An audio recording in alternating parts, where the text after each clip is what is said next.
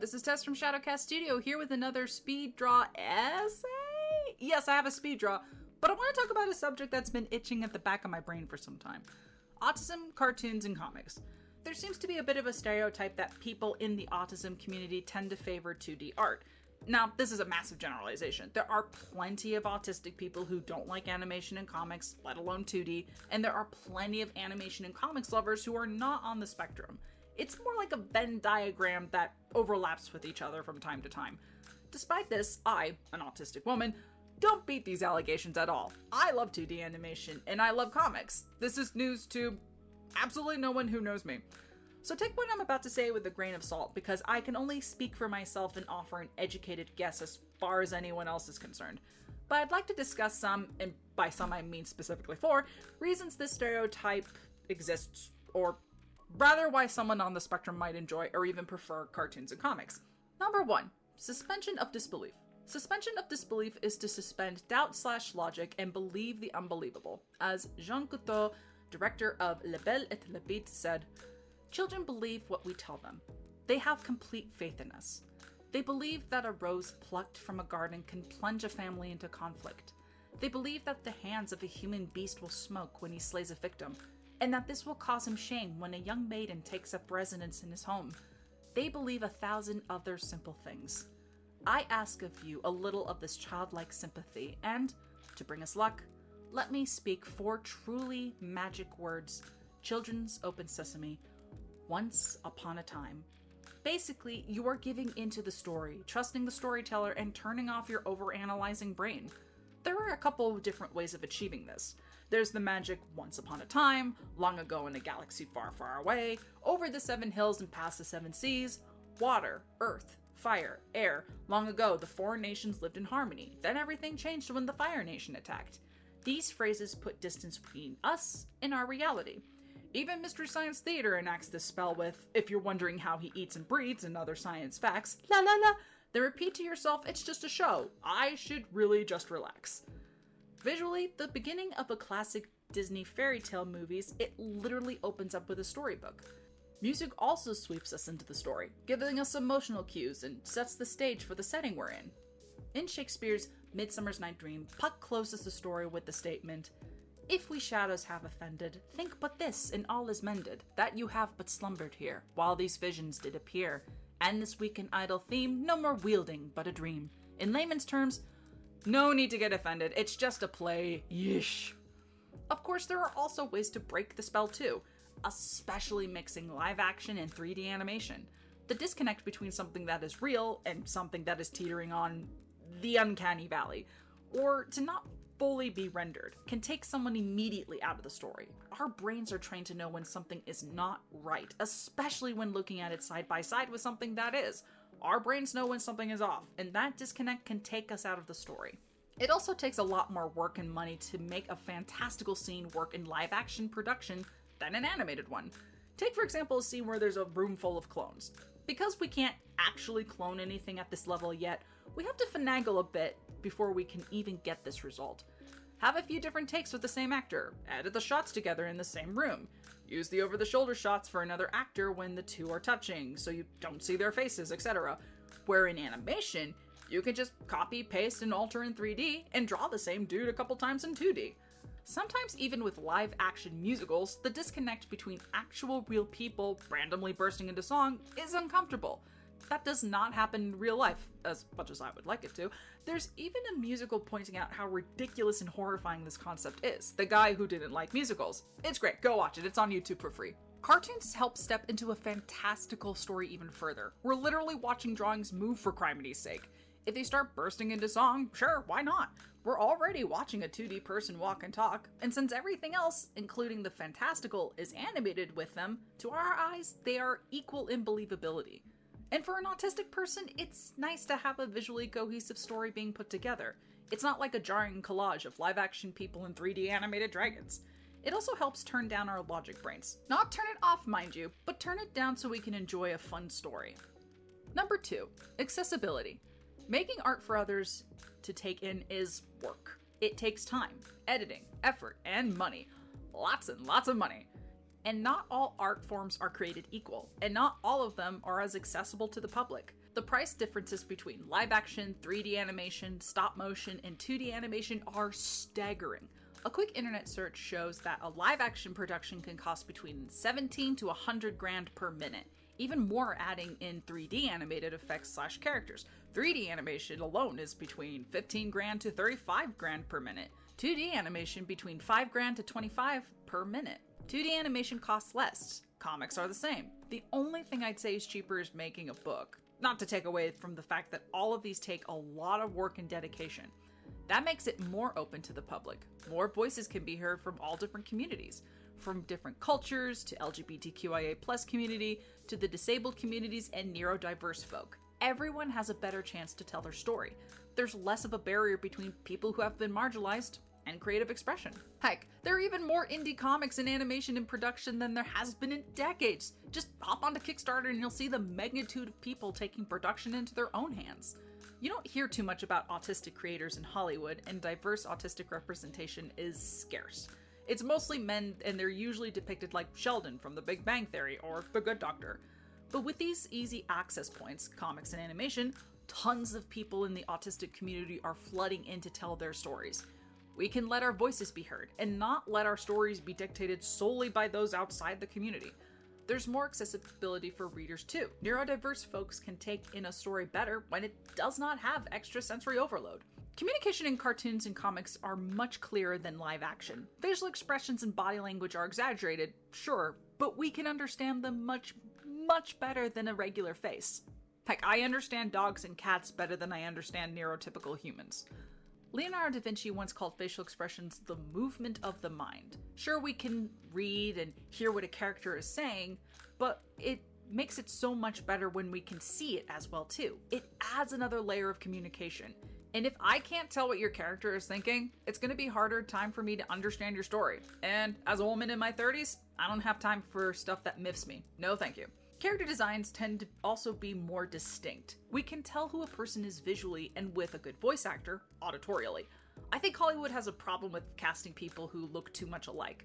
There are 5 different Hollywood Chris's that all look alike to me, and I can't tell them apart. So it's refreshing when I see an actor that looks distinct and recognizable, like Jack Black, or Terry Crews, or Benedict Cumberbatch's cheekbones. This is turned up to 11 in cartoons and comics. Even their silhouettes are distinct. We know exactly who it is we're looking at, even behind a lit curtain. They are consistent, unique, and make great cosplays. Number 3, sensory design. What do I mean by this? Well, autism is not only a social difference, it is also a sensory difference. Our brains process the world around us through our senses in different ways. Sight, sound, touch, smell, taste are all coming in at the same time at all times. For some, it comes in as white noise, while for most, like myself, it's overwhelming. That's why it's a relief when we are in a controlled environment, like a room with little to no extra sounds, a dimmed space where the lights aren't blaring in our eyes, even outside on a nice day where we aren't bombarded with 100 different smells and conversations. I could go on, but you get the gist. With a movie, we only need to process sight and sounds. And even these are usually well designed so the audience only takes in the information that is important. The camera, lighting, and special effects help with the visual part of the storytelling, and the sound and music tell the audio part of the plot. Except for the sound designer of the Christopher Nolan Batman movies.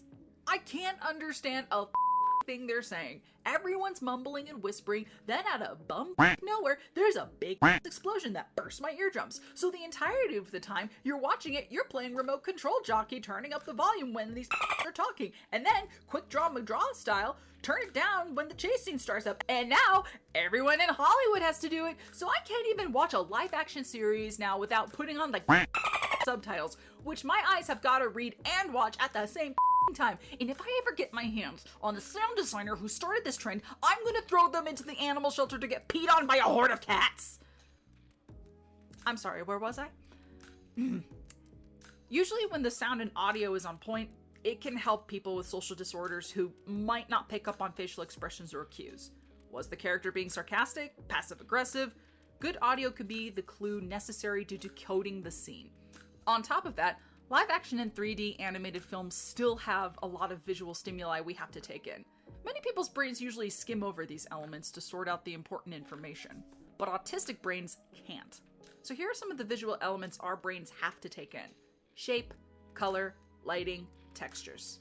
This may not seem like a lot, but put it all together and the characters just blend in with the rest of the world around them. When I'm bombarded with all the sensory information at once, sight, sound, smell, touch, taste, it's overwhelming. I call it information clutter. Basically, I can't pick up on the specific information you want me to get because there's too much extra stimuli in the way. But because animators have to draw a character 12 to 24 frames per second in 2D animation, they have to simplify the design and rendering. With simplified lighting and no extra textures and abbreviated designs, it's a relief. Good character designs without so much clutter lets our eyes rest and pay more attention to their facial expressions and body language, taking in another part of the storytelling. With 2D animation, however, cel-shaded characters pop out of the painted backgrounds. We get to see more clearly the acting done by these characters. A comic creator once described 2D characters on top of painted backgrounds as having synergy, and I think that's the perfect word for it. On top of that, I never once had the cursed Christopher Nolan bad sound design problem with any animated media. You can hear the characters speak clearly, the explosions are kept at a decent volume, and the environmental sounds help create the setting and mood for the scene rather than conflict with the dialogue. This goes even further with comics since they have no sound, only visual and verbal communication. The panels focus on what's important, and other than establishing shots, artists don't clutter up panel shots. A, because that would distract the readers. B, we gotta make room for speech bubbles. And C, because we don't have time for that. We got deadlines to meet. I can't draw your precious backgrounds in full detail every panel, Jerry. There's a term in visual arts called visual climax. I learned this from my favorite professor in college when I was taking life drawing classes. It's a technique where the artist leads the viewer's eyes to where they want them to go, with intensity or lack of detail, like color, saturation, values, and textures. A lot of art teachers tell students, well, just look at this reference and draw it. That doesn't work with neurodiverse students because of information clutter. They don't consider that we don't have a sensory filter and take in everything at once. I can't figure out how to draw proportions correctly, Mrs. Schaefer, because I'm also looking at how yellow the bones are. And they have a dull texture. And the lighting in this room is hurting my eyes. And Tom over there microwaves tuna again and it's making my nostrils burn. But cartoonists break those principles down and even exaggerate them. Looking at character designs by Steven Silver actually helped me see the bridge of the nose, how it connects with the eyebrows. Legend of Korra helped me clearly see the muscles in the arms. And J.L. Draco from Oneshi Press's sketches helped me learn how to draw buildings. So, for years, I had a difficult time figuring out how to draw inorganic props, like teacups and buildings and even tables. I couldn't see the construction of these things because there was too much other stimuli for my brain to process. But when JL showed me his sketches for Oneshi Press's series Children of Gaia, the Great Nations of Rendaria, it finally clicked. He took out all the lighting, color, and textures in his drawings and just left the lines and shapes. It was so much clearer to me how architecture was built. His renderings helped my brain see how things fit together and the embellishments that are attached to them. I can't thank JL enough for letting me look through his work and scanning them to show you all. Because of this work, I've been working more and more on my backgrounds. I still use reference when I need to, but overall, I have a clearer understanding of how inorganic objects can be drawn. To all the art teachers out there, if you have a student who is struggling with a subject or art principle, I have a strategy for you. Find examples of work that take away all other stimuli and that focus on that one area you need to work on. If it's noses, find line art of noses. If it's color, look at cartoons that use color choices effectively. And if it's buildings, buy Oneshi Press's Children of Gaia, the Great Nations of Rendaria. It doesn't hurt also that it comes with a great story, world building, and creature designs. Wink wink nudge nudge. For me, 2D animation and comics break down stimuli and use visual climax best, followed by 3D animation, and live action does pretty okay job sometimes, I guess. Cartoons and comics overall are a reprieve sensory-wise for me as an autistic woman. Day-to-day life can be super stressful and overwhelming, so it's nice to take a break with media that doesn't have me take in so much sensory information. Number 4, art. Cartoons and comics are literally bringing drawings to life. I've always been captivated by the medium. It fueled my imagination to think about characters I draw on paper actually moving, walking, and talking. Artists in the West were bound by certain rules for a long time. They were usually commissioned for portraits or by the church to do Bible fan art. Don't think I don't see the church trying to get that sweet Mary Mama of Jesus fan art for their churches. But all of that changed with the invention of the camera in 1816. At first, people freaked out about this technology. They feared it would steal their souls and boot artists out of the job. But guess what? Neither of those things happened. Instead, it freed up artists to break from reality. They could be more expressive and have creative license over reality in their work. Look at Impressionism, Dadaism, Surrealism, Fauvism, Expressionism, Cubism, Abstract Surrealism, Art Deco, Modernism, Postmodernism, Autism. No wait, that's a neurotype, sorry. The same goes for comics and animation. They had the choice to depict whatever, however they want. Character designs can be as extreme as we want them to be. The backgrounds can be as artistic as we want. The world became our oyster. And what's more, the camera helped comics into 2D animation. In 1878, Edward Muybridge took up a bet whether or not there was a point in a horse's running cycle where all 4 hoofs were off the ground. He lined up 24 cameras, rigged to go off when the horse ran by, on the track. These 24 frames, when flipped, gave the illusion of movement. Hence the invention of frames per second, cinematography. And Edward won his bet too. A little later on, Winsor McCay, an American cartoonist, stepped in from comics to the early stages of 2D animation. He created the Little Nemo comic series, side strips, and many political cartoons. It was then he slipped into animation with Gertie the Dinosaur. The guy was the bridgeway between comics and animation, and they've never really parted since then.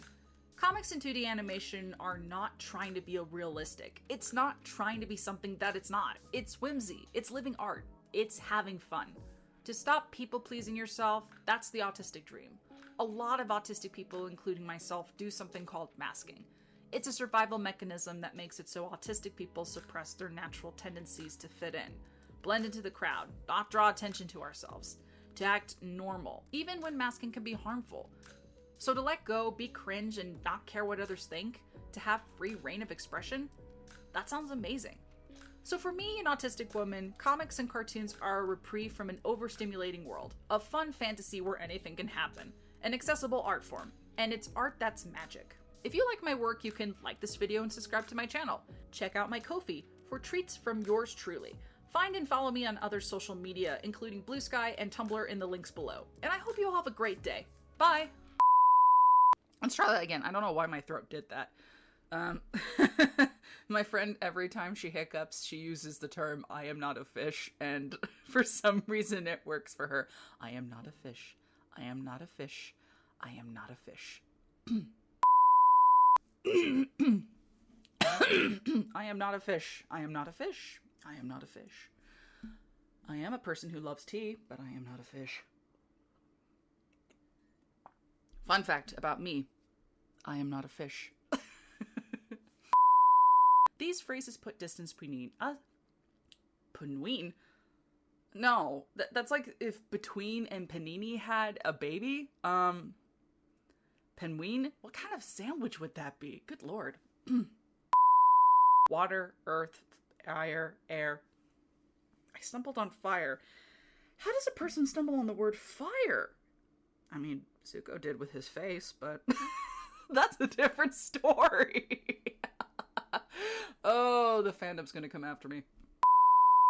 Character designs tend also to be more distinct. We can tell who a person is visually with a good voice actor. Oh, Schnelly. Sometimes a girly is tripping over her words. You got me tripping, oh, stumbling, oh, blinking, oh, bumbling, oh, just like Fergie in her single album. Oh, Fergie. Gergie Fergie. Fergie sounds like the name of a Furby. I know it's not, but it sounds like the name of a Furby. Okay. Does anyone remember Furbies? Do we remember how creepy they kind of were? Oh, Furbies. Oh, the horror stories. Oh, the smell. Oh, God. Furby smell. You never forget it. Let me try that again. To cool down from that rant. Christopher Nolan, sound designer, can't hurt me. Christopher Nolan, sound designer, can't hurt me. I am not a fish. Most of the time. But because animators have to draw a character 12 to 24 frames per second, frames? Nope, that's not a word. Can't use that in Scrabble, can't use that in a script. I can't draw your precious backgrounds in full detail every panel, Jerry. Sounds like a Seinfeld episode.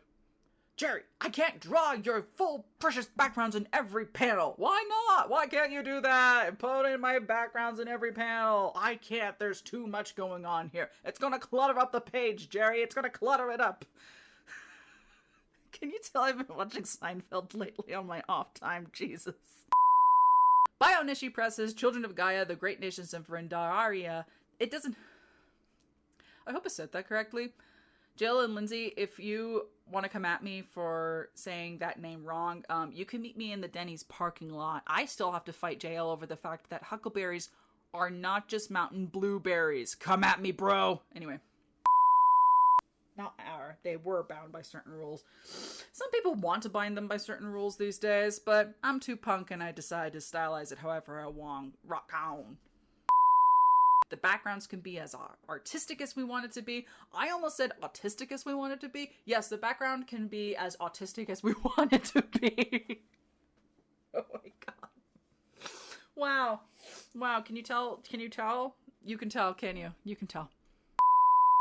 There are a bunch of birds just going at it outside. What in the heck? I think these songbirds are having a knife fight.